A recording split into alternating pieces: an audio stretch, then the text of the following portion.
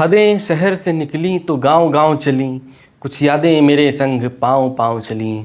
सफ़र जो धूप का हुआ तो तजुर्बा हुआ, सफ़र जो धूप का हुआ तो तजुर्बा हुआ, वो ज़िंदगी ही क्या जो छाँव-छाँव चली। नमस्कार साथियों, स्वागत है आपका स्टडी विद सिंघम पर। साथियों, आज हम पढ़ेंगे आर से संबंधित एक ऐसा टॉपिक जो हमारा 10 प्रश्न आता है प्री में, और इन 10 प्रश्नों को कवर करने के लिए सिर्फ इसी टॉपिक से हम 10 प्रश्न पर डे आपको एक बूस्टर डोज के रूप में देंगे, और इनको पढ़ के आपको लगेगा कि नहीं ये वाकई काबिले तारीफ़ है। ठीक है दोस्तों, स्टार्ट करते हैं। तो जैसे इसमें लिखा हुआ है, इसको हम इस टॉपिक का नाम क्या देंगे? अनेक शब्दों के लिए एक शब्द, अनेक शब्दों के लिए एक शब्द, जिसको इंग्लिश में कहते हैं वन वर्ड सब्स्टिट्यूशंस। तो उनको हम पढ़ेंगे इसमें। देखो, सवाल जवाब बहस हुज्जत या उत्तर पर उत्तर देने के लिए एक शब्द क्या होता है? जैसे कोई आपसे सवाल जवाब कर रहा है तो क्या कर रहा है वो? कोई आपसे बहस हुज्जत कर रहा है तो क्या कर रहा है? कोई आपके उत्तर पे उत्तर देता जा रहा है तो उसको क्या कहेंगे? तो उसको कहेंगे प्रत्युत्तर। प्रत्युत्तर, प्रति और उत्तर मिलके बना हुआ है प्रति उत्तर। प्रति उत्तर मतलब होता है उत्तर के बदले उत्तर, तो उसी को शॉर्ट कर दिया गया है, प्रत्युत्तर लिख दिया गया। एक बार मैं चेक करता हूँ कि थोड़ा क्लियर दिख रहा है कि नहीं दिख रहा है। क्लियर दिख रहा है। अगला यह है कि वह कन्या जिसके साथ विवाह का वचन दिया गया हो, जिसके साथ विवाह का वचन दिया गया हो कि नहीं आपका विवाह फला व्यक्ति के साथ होगा या मैं आपके साथ शादी करूंगा, ऐसा वचन अगर दिया गया हो तो उस कन्या को क्या कहेंगे? तो उस कन्या को कहेंगे वाग्बद्ध। वाग्बद्ध, वाग्बद्ध मतलब क्या होता है? वाग मतलब होता है वचन, और बद्ध मतलब बंध गया, तो वचन में बंध गई ऐसी कन्या। ठीक, तो उस कन्या, वह कन्या जिसके साथ विवाह का वचन दिया गया हो, तो उस कन्या को कहते हैं वाग्बद्ध।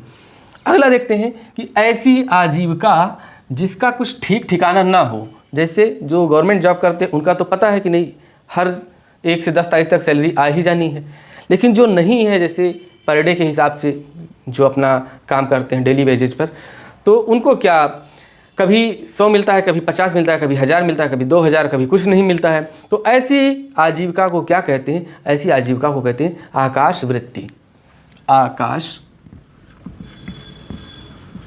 आकाश वृत्ति।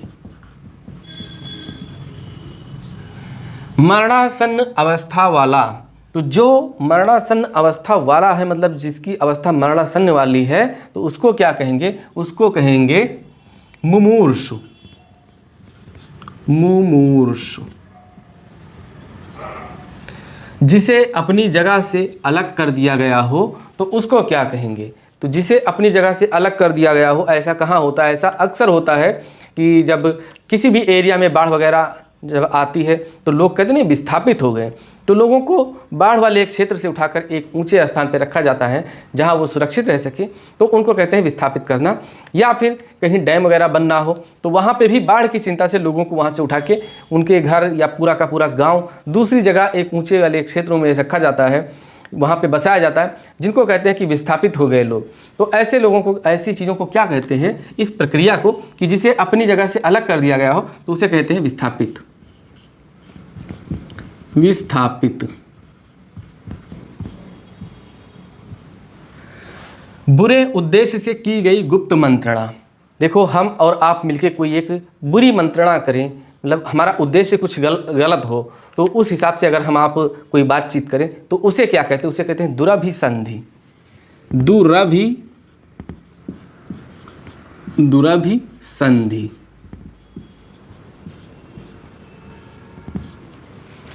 अच्छा, अगला देखते हैं, किसी को संकट में डालने के लिए बनाई जाने वाली योजना को क्या कहते हैं? जैसे हम और आप मिलके कोई ऐसी योजना बनाएं कि पर्टिकुलर तीसरा व्यक्ति जो है वो किसी संकट में पड़ ही जाए, तो उसको क्या कहते हैं? जैसे जानबूझकर हम किसी को संकट में डालने के लिए कोई ऐसी योजना बनाएं तो उसको कहते हैं दुरभियोजन।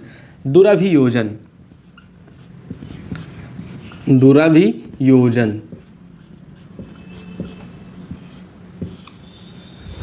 युद्ध की इच्छा रखने वाला, तो युद्ध की इच्छा रखने वाला जो है तो युयुत्सु।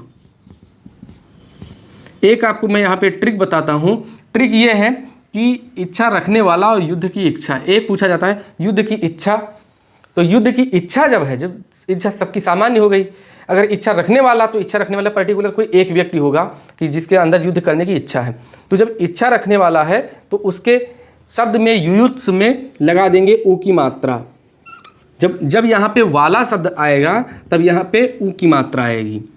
अगर यहाँ पे लिख दिया जाए कि युद्ध की इच्छा, युद्ध की इच्छा, तो युद्ध की इच्छा क्या हो जाएगी? युयुत्स, तब शब्द हो जाएगा युयुत्स या युयुत्सा हो जाएगी। युद्ध की इच्छा युयुत्सा। युद्ध की इच्छा रखने वाला, तो जब वाला आ जाएगा शब्द तब हो जाएगा युयुत्स। समझ गए होंगे, इतने समझदार तो हमारे दोस्त लोग हैं ही आप लोग। फिर देखो, तैरने या पार करने की इच्छा रखने वाला, तो अगर कहते कि तैरने की इच्छा तब होता क्या? तितीर्षा। लेकिन कह रहे हैं कि तैरने की इच्छा रखने वाला, तब क्या होगा? जब वाला शब्द आ जाएगा तब होगा तितीर्षु। तितीर्षु, तितूर्ष लिख दिया, तितीर्षु। तैरने की या पार करने की इच्छा रखने वाला शब्द है तो क्या हो जाएगा? तितीर्षु। जो मृत्यु को प्राप्त कर चुका हो, तो इसके लिए लोग गलत कर देते हैं और वहाँ पे लिख देते हैं स्वर्गवासी। स्वर्गवासी शब्द तब इस्तेमाल होता है कि स्वर्ग में वास करने वाला। सारे लोग देखो 800 मतलब 8 अरब लगभग है दुनिया में लोग, तो 8 अरब लोग हैं और सब मरते हैं, तो क्या सब स्वर्ग ही जाते हैं? कोई हेवेंस भी जाता होगा, कोई जन्नत भी जाता होगा, तो सब लोग अलग अलग जाते हैं। तो सबके मरने को हम ये नहीं कह सकते कि उनको स्वर्ग मिला, सबको नहीं कह सकते। तो जब मरते हैं तो उनको क्या? तो जो कहते हैं कि जो मृत्यु को प्राप्त कर चुका हो तो उसे कहते हैं मृतगामी। मृतगामी, वर्तनी भी ध्यान दीजिएगा, वहाँ पे मिल जाएगा आपको मृत्युगामी, तो मृत्युगामी भी गलत है। मृतगामी मतलब मृत्यु की ओर गमन करने वाला। एक शब्द इसका और बन सकता है मृत्यु की ओर गमन करने वाला, मृतगामी। जैसे कहते हैं उर के बल चलने वाला, तो उर क्या होता है? उर होता है हमारा क्या कहते हैं? सीना। और सीने के बल कौन चलता है? देखो सांप चलता है सीने के बल, तो उसे कहते हैं उरग। तब उर में लग जाता है गा। उर, उर मतलब सीना, गा लग जाएगा जब इसमें प्रत्यय तो हो जाएगा गमन, गमन करना। तो सीने के बल गमन करने वाला या छाती के बल गमन करने वाला क्या हो जाता है? उरग। ये शब्द क्या बन जाता है? उरग। तो देखिए आप, एक सांप की पर्यायवाची भी उरग है, सर्प की पर्यायवाची क्या है? उरग है। जैसे उसी तरह कि जल में अगर दा लगा दिया जाए तो हो जाता है जलद। दा मतलब देने वाला। और अगर जल में लगा दिया जाए धा या धी, तो धा या धी मतलब हो जाता है धारण करने वाला। तो जलधि, जल को धारण करने वाला। तो जल को धारण करने वाली ऐसी कौन सा निकाय है? तो वो है समुद्र या नदी। तो नदी छोटे पैमाने पे, बड़ा पैमाने पे समुद्र, क्योंकि नदी का पानी भी जाता है महासागरों में ही जाता है, तो वहीं धारित होता है जल। नदी में तो बहता ही रहता है, लेकिन जो स्टोर होता है महासागरों में होता है, तो इसीलिए उसको कहते हैं जलधि। जल देने वाला, जल कौन देता है? बादल। बादल जल देता है, बादल से बारिश होती है, इसीलिए जल देता है वो, तो इसीलिए बादल को कहते हैं जलद। और जल में जन्म लेने वाला, जब जल में जा प्रत्यय लगा देंगे तब हो जाएगा जलज। तो जल में जन्म लेने वाला, तो जल में कौन कौन से जन्म लेते हैं? एक्चुअली आप लोग जानते होंगे कि सिर्फ कमल होता है पर्यायवाची, लेकिन नहीं, जलज एक शब्द जो है ये है अनेकार्थी शब्द। इसके कई अर्थ हैं। इसके अर्थ पहला तो हो गया कमल, दूसरा हो गया शंख, जो शंख बजाते नहीं हैं, दूसरा शंख हो गया। तीसरा शब्द क्या हो गया? तीसरा हो गया मकरध्वज। मकरध्वज जो हैं वो भी जल से जन्म लिए थे, तो उनका भी पर्यायवाची जलज के रूप में इस्तेमाल होता है। तो इसलिए ये बहुत ही इम्पॉर्टेंट है और इसको याद कीजिएगा। और एक नोट्स आप बना लीजिए, हिंदी की नोट्स आज से बना लीजिए, कोई भी रफ पेज पे ही बना लीजिए। मैं जो बताऊंगा उसको आप पढ़ते जाइएगा, फिर आरो में देके आइएगा, देखिएगा कितने क्वेश्चन फंसते हैं। ठीक है दोस्तों, मिलते हैं आपसे नेक्स्ट वीडियो में, तब तक के लिए नमस्कार, जय हिंद।